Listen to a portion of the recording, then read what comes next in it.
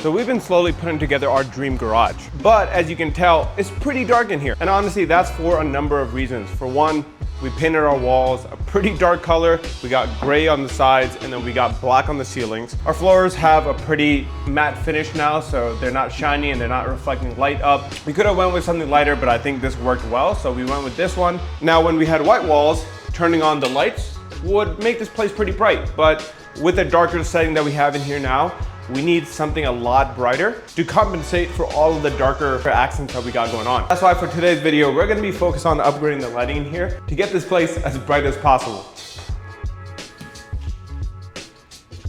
Now this is only about half of the lights that we have to install. This is 2 rows of 5. Still gotta build out the rest of it and then actually get it on the ceiling. And I think then you guys will notice how bright this place is actually gonna be compared to these old Home Depot lights that we got not too long ago.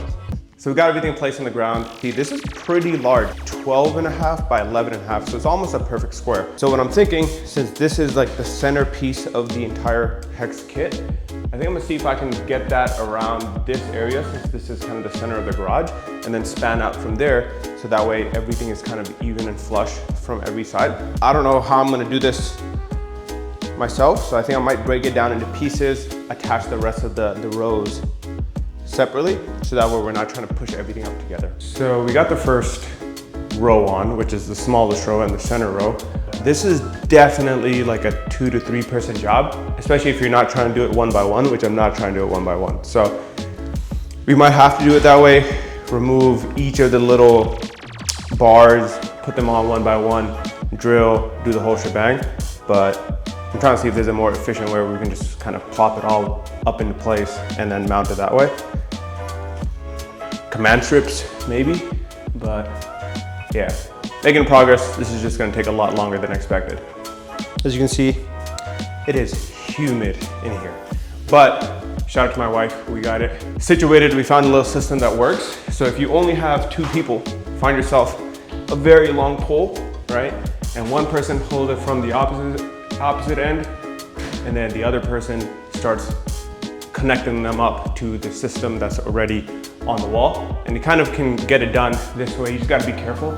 So yeah, if you got a long stick like this, that comes in handy. So we finished up the first half, and we got spacing all the way around the garage pretty even. So we got a foot in the back from that wall, we got a foot in the front, and then we should have about 3 feet on both sides. So everything should fall perfectly symmetrical in the center of the garage.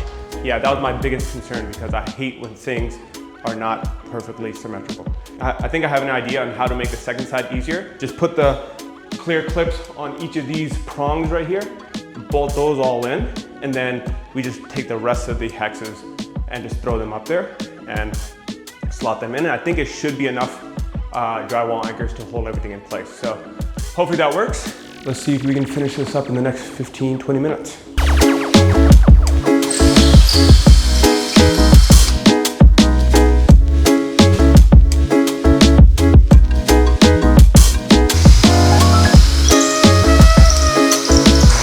So to make all of this possible, obviously we don't have another remote for these lights, and I want to make sure that everything is connected to our switch here. So we got these little bad boys.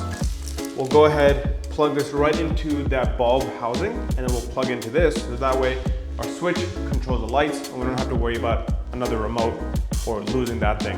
So let's go ahead and throw these things on and then get these lights turned on and see how it looks. So we got it plugged up. Now let's go ahead and turn these things on and see how this looks. First time doing it, so this is gonna be my honest reaction. Yo, that's insane. That is actually so bright. Oh my God. Yo, it actually looks like it's daylight in here right now. That's insane. But see, that's not the only thing that we did, right? So now if you're working late at night and you're standing over this workbench, I thought light was gonna be an issue, but as you guys can see, light is not an issue. But just in case, we got these little things, and we got 4 of them, right? So these are motion activated. So now we got some accessory lighting right over the workbench. And let me grab the other 4, or other 3. 2, 3, and 4. So now, even if the main lights aren't on, we still got some accessory lighting for the workbench. And as you guys can see, this one actually turned off because this one is on the motion sensor setting. Now we got a little vibey workbench here. You don't want to have the main lights on. You can still work and get your stuff done. Then it comes with the remote. You can change the colors and everything, like white or white, yellow, and then daylight. But I think the white is gonna work really well with the workbench that we have here. So the garage is finally done. And in the last video, we didn't really get to it, but we ended up making our compressor fit in the little gap. So honestly, the math here was like perfect. So now compressor, we got our hose reel up here, which is like a prime location for it. So everything is right where it should be. And this place is now as efficient to work in as possible, which is exactly what I needed. And it also looks great, so that's a huge plus. Crazy. So for someone who helped me get a lot of this together, what do you think? No, it's bright. It's insane. Because before you just had one light here and one light here. And that was it. On camera, it looks beautiful too. Look at it. Yeah, see, that's still very bright. Now, unfortunately, you can't really see the hexes until you kind of come up to the edge of the garage. It still looks really good. So it's only right that we finished the night off with getting the G80 in here.